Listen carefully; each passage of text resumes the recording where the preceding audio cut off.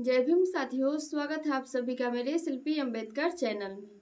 दोस्तों, आज के एपिसोड 1119 एपिसोड है और इसकी शुरुआत चौल से होती है।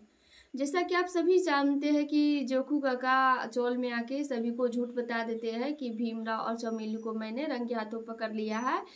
इसीलिए मैं जब देख लिया तो चमेली मुझे थप्पड़ भी मारी और सभी को ये बताते हैं कि भीमराव चरित्रहीन है और उनकी बातों पे सब आसानी से विश्वास कर लेते हैं। वो भी वो लोग जो उनके ही समर्थक थे, जो भीमराव जी के विरोधी थे, वो सभी उनके बातों पे आसानी से विश्वास कर लेते हैं और तरह तरह की बातें बनाने लगते हैं कि भीमराव सच में कैसा है। हम लोगों ने कभी ऐसा नहीं सोचा था कि भीमराव इतना गिरा हुआ इंसान होगा, इतना चरित्रहीन होगा। जिसके बाद रमा जब भीमराव जी को बुलाने जाती है कि चलिए आप बाहर सभी को सच बताइए, क्योंकि मुझे भी नहीं पता है, इतना मैं जानती हूँ कि आपकी उसमें कोई गलती नहीं होगी और आप ऐसा कर ही नहीं सकते हैं, लेकिन आपको सच क्या है सभी को बताना होगा। तो भीमराव जी ये सोच के किसी को सच नहीं बता रहे थे कि अगर मैं सच बता दूंगा तो फुलिया काकी और जोखू काका का रिश्ता खत्म हो जाएगा। इसीलिए भीमराव जी चुपचाप सब कुछ सुन रहे थे। उनको कोई फर्क नहीं पड़ रहा था कि सभी लोग क्या बोल रहे हैं, लेकिन रमाबाई को इस सबसे बहुत ज्यादा फर्क पड़ रहा था, क्योंकि बार बार सभी रमा को ही ताना मार रहे थे कि रमा तुम्हारा पति चरित्रहीन है, तो ऐसा है वैसा है, ये सभी बोल रहे थे। और साथ में भीमराव जी की जितनी भी अच्छाई थी सभी पे ये भारी पड़ जाता है, क्योंकि सभी लोग बार बार यही कह रहे थे। जब भीमराव जी बाहर निकल के नहीं आते हैं किसी को बताने, तो उसी समय वहां पे आती है चमेली। वो खुद ही आ जाती है चौल में। उनको देख के सभी हैरान हो जाते हैं और वो आते ही कहती है कि चलिए अब मैं सच बताती हूँ कि सच क्या है। उनको देखने के बाद जोखू काका उनके पास जाते और धीरे धीरे कह के उनको कह रहे थे कि तुम यहाँ पे क्यों आई, चली जाओ, अभी भी तुम चली जाओ। लेकिन नहीं, चमेली कह रही थी कि नहीं, मैं सभी को बता के ही यहाँ से जाऊंगी। चमेली सभी से ये कह रही थी कि भीमराव चरित्रहीन नहीं है, बल्कि उन्होंने तो मुझे बचाया। तो यह सुनने के बाद घर के अंदर चमेली की आवाज भीमराव जी को भी सुनाई देते हैं। तो भीमराव जी रमा से पूछ रहे थे कि ये चमेली की आवाज है, तो रमा बताती है कि हाँ ये चमेली की आवाज है। तो इतना सुनते ही भीमराव जी बाहर आ जाते हैं और आने के बाद चमेली से कह रहे थे कि चमेली तुम चली जाओ यहाँ से, वापस क्यों आई। तो चमेली बताती है कि नहीं भीमराव, मैं ऐसे कैसे जा सकती हूँ, मैं अब सभी को सच बता के ही जाऊंगी। सुनते ही जोखू काका एकदम से हैरान हो जाते हैं और उनको ज्यादा डर लगने लगता है कि सच में चमेली अब सभी को बता देगी कि सच क्या है। उसके बाद चमेली सभी को बताती है कि भीमराव मेरे साथ बदतमीजी नहीं किया है और ना ही भीमराव चरित्रहीन है, बल्कि चरित्रहीन तो ये जोखू है, क्योंकि यही मेरे साथ जबरदस्ती कर रहा था। इतना सुनते ही फुलिया काकी को मिर्ची लग जाता है और वो इनको चमेली को डांटने लगती है कि तुम एक नाचने वाली हो और मेरे पति पे ऐसा इल्जाम मत लगाओ कि ये तुम्हारे साथ ऐसा कर रहा था वैसा कर रहा था। तो चमेली कहती है कि आप भी थोड़ा चुप रहिए, पूछो अपने पति से कि ये तुम्हारे गहने बेच के मेरे साथ नाचना चाह रहा था। तो जिसके बाद जोखू काका इस गलती को मानते हैं और फुलिया काकी से ये कह रहे थे कि फुलिया मैं ना थोड़ा सा बहक गया था। जिसके बाद फुलिया काकी कस के जोखू काका को थप्पड़ मारती है और वहां से घर के अंदर चली जाती है। जिसके बाद चमेली फिर से सभी को ये बताती है कि मैं तो वहीं से जा रही थी, लेकिन सोचा कि मैं सभी को सच बता देती हूँ, क्योंकि जोखू वहाँ पे चौल में जाके कुछ भी बताएंगे। और जब मैं यहाँ चौल में आई तो देखी कि यहाँ पे दूसरे ही बात हो रही है, तो मुझे ये बिल्कुल भी रहा नहीं गया, इसलिए मैं आके सभी को सच बता दी। जिसके बाद चमेली सभी से ये भी कहते हैं कि सारा संसार गलत हो सकता है, लेकिन भीमराव नहीं, भीमराव कभी गलत नहीं हो सकता। इतना कहने के बाद वो भीमराव जी को प्रणाम भी करती है और वहां से चली जाती है। जिसके बाद सभी अपने अपने घर चले जाते हैं और रात के समय बहुत अच्छा से पढ़ाई भी होती है, क्योंकि उन सभी को रोकने वाले कोई थे नहीं, जिस वजह से सभी बहुत अच्छा से पढ़ रहे थे। उसके बाद सुबह भी होती है, तो सुबह के समय भी सभी अच्छे से पढ़ रहे थे और भीमराव जी घर के अंदर कुछ डायरी में लिख रहे थे। तो राम जी काका वहाँ पे पहुँचते हैं और पूछते हैं कि भीम बेटा क्या लिख रहे हो। तो भीमराव जी कहते हैं कि इससे बाबा मैं अभी तक का रूटीन देख रहा हूँ कि अभी तक ये लोग कितने पढ़ पाए हैं और कितना पढ़ाना बाकी है।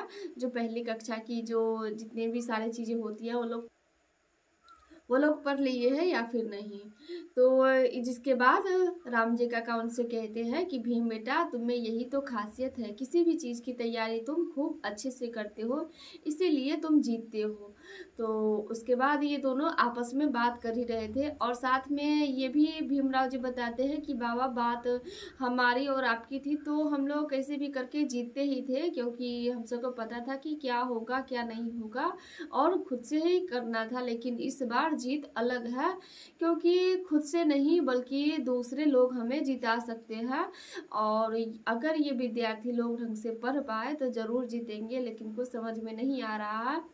अभी 3 दिन का समय है और 3 दिन के बीच में ये मेघनाथ और उनके साथी पता नहीं क्या करेंगे इन सभी को रोकने के लिए। इसलिए डर मुझे लग रहा है कि पता नहीं क्या क्या होगा, क्योंकि मेघनाथ को तो आप लोग जानते ही हो, वो विद्यार्थी लोग ना पढ़े इसके लिए वो कुछ भी करने के लिए तैयार है। और सच में वैसा ही होता है। मेघनाथ एक जगह पे बैठे हुए तो वहाँ पे उनके साथ शिक्षा अधिकारी और पुलिस अधिकारी भी थे, लेकिन ये सब सोच रहे थे कि कैसे पढ़ाई को रोका जाए, क्योंकि जो जनार्दन थे वो पहले ही जाके मेघनाथ को ये बता देते हैं कि मेघनाथ जी, जोखू ने थोड़ा ज़्यादा पी लिया था इसीलिए बहक गया था और उसने चमेली के साथ छेड़छाड़ी कर दी, इसीलिए चमेली चौल छोड़ के चली गई। तो इसके बाद मेघनाथ बहुत गुस्सा होते हैं और कहते भी है कि आज मैं इस जोखू को नहीं छोड़ूंगा।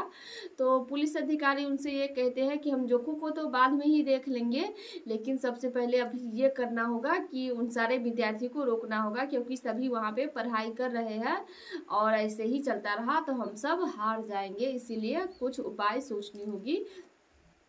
तो जिसके बाद मेघनाथ के दिमाग में एक आइडिया आता है, तरीका आता है, तो वो जनार्दन काका का इसके लिए इस्तेमाल करते हैं।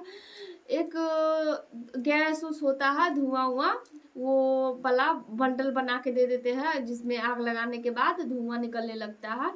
उसमें कुछ गैस था जिसे सूंघने के बाद सभी बेहोश हो जाते हैं। वही जनार्दन काका को दे देते हैं चौल में ले जाने के लिए। और चौल में जब सभी लोग पढ़ ही रहे थे तो वैसे ही जनार्दन काका अपने मुंह पे कपड़ा बांध लेते हैं और उसको जाके छोड़ देते हैं, जिसके बाद बहुत सारा धुआं होने लगता है, पूरे चौल में धुआं हो जाता है और सभी को खांसते खांसते हालत खराब हो जाता है और सभी बेहोश भी हो जाते हैं। जितने भी वहाँ पे लोग थे सब बेहोश हो जाते हैं, विद्यार्थी सब तो सभी बेहोश हो जाते हैं, शिशुपाल जी भी बेहोश हो जाते हैं, लेकिन रमा अपना बचाव करने के लिए नाक पे कपड़ा रखी हुई थी, इसीलिए वो बेहोश नहीं होती है। लेकिन वहाँ पे नंदू काका थे और भी मनोहर, ये सभी लोग थे, तो वो लोग बेहोश नहीं होते, लेकिन उन सबका भी हालत खराब था खांसते खांसते। रमा इसी हालत में भी भीमराव जी को आवाज लगाती है, तो भीमराव जी बाहर आके देखते हैं तो देखते हैं कि यहाँ पे गैस बिखरा हुआ आओ। लेकिन भीमराव जी जल्दी जल्दी से अपने जेब में से रुमाल निकाल के नाक झाँप लेते हैं और राम जी काका भी ऐसा ही करते हैं। वहाँ पे करुणा भी थी तो वो भी बेहोश हो जाती है, लेकिन देखिए जीजाबाई और बाला उनको उठा के घर के अंदर ले जाते हैं, लेकिन बाकी लोगों को क्या हो रहा उनसे कोई फर्क नहीं पड़ रहा था उनको, लेकिन वो करुणा को अपने घर के अंदर ले जाते हैं। जिसके बाद सभी लोग बेहोश हो जाते हैं। तो वहाँ पे आते हैं मेघनाथ, तो देखते हैं कि सभी लोग बेहोश हो गए हैं, लेकिन भीम और रमा ये सब ठीक ठाक है। तो वहाँ पे फिर से मेघनाथ ये कह रहे थे कि भीमराव देख लो, अब तो तुम्हारे सारे विद्यार्थी बेहोश हो गए हैं कि अब कैसे पढ़ा पाओगी। इस समय पीछे से जनार्दन काका आते हैं और कहने लगते हैं कि मेघनाथ जी देखिए, इस भीमराव की वजह से क्या कुछ झेलना पड़ रहा है। अगर ये भीमराव पढ़ाई का नौटंकी नहीं करता तो कोई भी ऐसे आके धुआं धुआं नहीं करके जाता, और इसके वजह से हम सबको भुगतना पड़ रहा है। तो मेघनाथ भी कहते हैं कि हाँ, अगर तुम्हारे चौल में भीम और रामा ऐसे लोग रहेंगे तो भुगतना तो सबको पड़ेगा ही, अभी भी भुगतो और बाद में भी भुगतते रहना, क्योंकि ये लोग चुप नहीं बैठने वाले हैं। जब तक पढ़ाई शुरू होगा तब तक ये लोग चुप नहीं बैठने वाले हैं, और तुम लोग ये नहीं समझना कि ये मैंने किया है, इसमें मेरा कोई हाथ नहीं है। तो रमा उनको जवाब भी देती है कि इसमें किसका हाथ है या नहीं है ये हम अच्छे से जानते हैं।